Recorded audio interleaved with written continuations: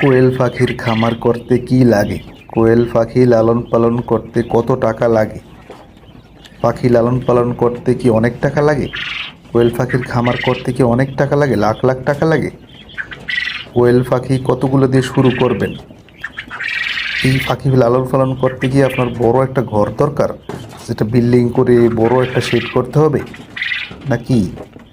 এই বিষয়টি আমরা আজকে কথা বলবো। তো এখানে অনেক মানুষ লাগে, এখানে অনেক শ্রম দেওয়া লাগে, এখানে অনেক বুদ্ধি দরকার আছে। এখানে আপনাকে কোয়েল পাখির চিকিৎসক হইতে হবে, অনেক ডাক্তারি পড়াশোনা করা লাগবে। এখানে আপনার অনেক জানাশোনার বিষয় থাকে। এখানে কি আপনি একেবারে অভিজ্ঞ হয়ে তারপরে খামার শুরু করতে হবে?